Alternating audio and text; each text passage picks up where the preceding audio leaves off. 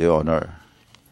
Both leaders exchanged views on the maritime dispute and agreed not to let the maritime disputes affect the broader pictures of friendships and cooperation between the two countries.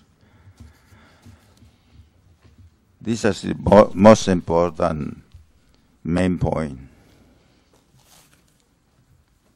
That's important to you. Well, what's important to me is what they just said in this article. And I find that disturbing. Now, this might be the conservative wing, the right wing of the People's Republic. But nevertheless, it is a very important point of view because I am shocked, absolutely shocked, that they would put this in the Global Times, which tells the whole world, we're gonna step on you, Philippines and Vietnam.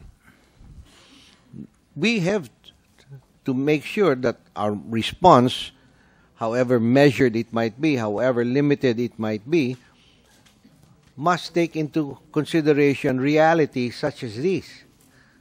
If I may recall, Your Honor, that this issue about it was mentioned from the joint statement of the RP China agreement on September 1st. I have read that.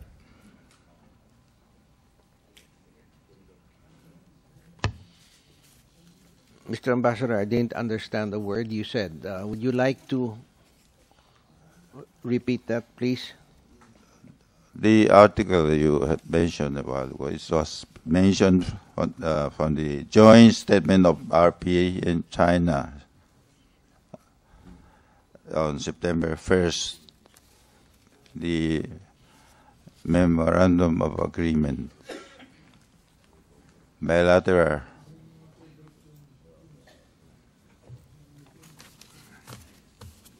Your Honor. You know, Mr. Ambassador, the committee members know that whenever you ask a question, somebody hands you a slip of paper from which you read. But that's not going to be the case when you're in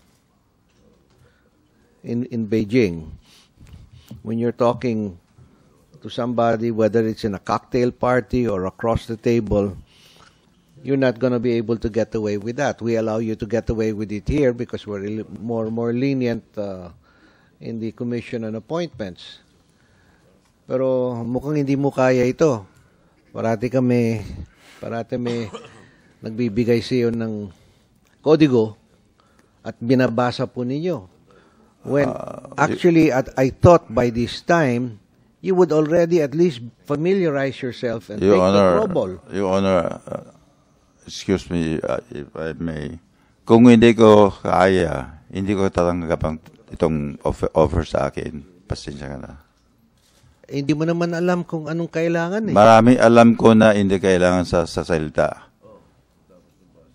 You know, Mr. Ambassador, unfortunately, that's why the Commission on Appointments was tasked by the Filipino people through the Constitution to test the fitness and competence of various public officials, those appointed to the cabinet, those appointed to ambassadorships, those appointed to become generals and colonels, and other constitutional officers like the COMELEC, the Civil Service Commission, the COA, etc.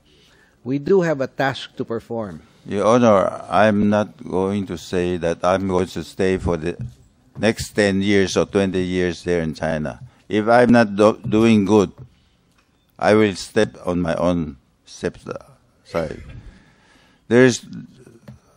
I'm sure I have the confidence of tackling, especially at this time.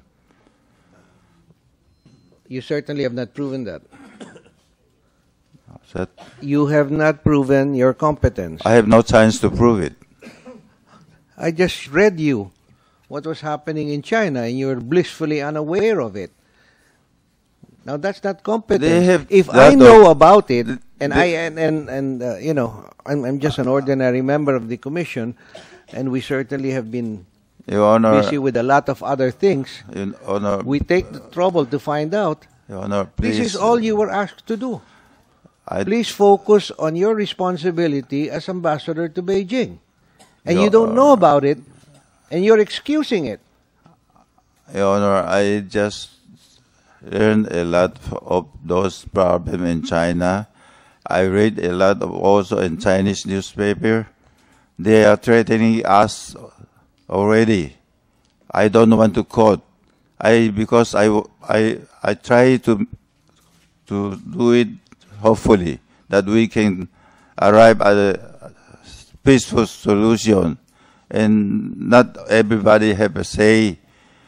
Actually, we are not going into war yet, but this matter comes to be like we are going into a war.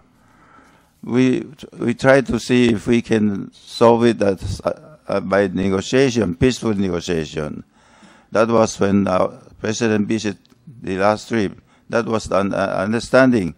Of course, everybody can say something. So if we consider those newspapers can be as officially considered in the regard of Chinese or English, we are going into war.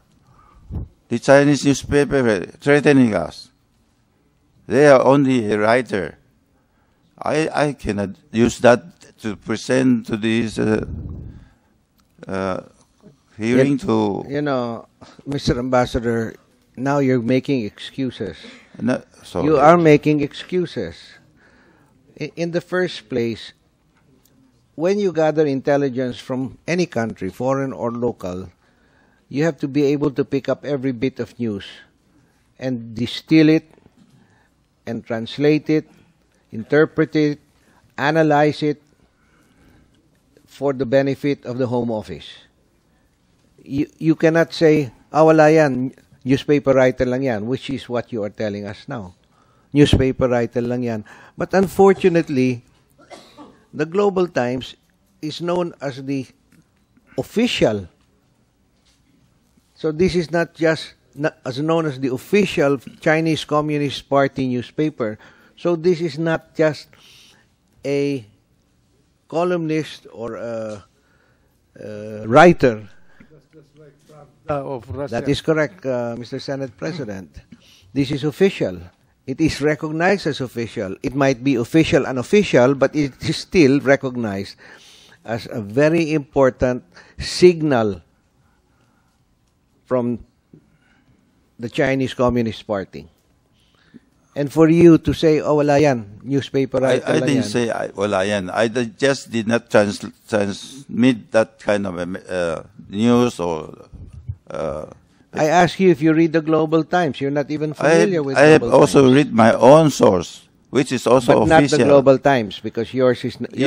I'm sorry,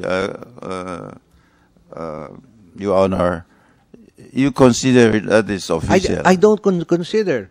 This is an analytical article written by Martin Walker of the United Press International, editor emeritus. It is not Sergio Osmeña that calls the Global Times the official mouthpiece of the Chinese Communist Party. No, sir. It is, they are recognized by respected journalists around the world as the signal that comes from the Chinese Communist Party of the People's Republic of China.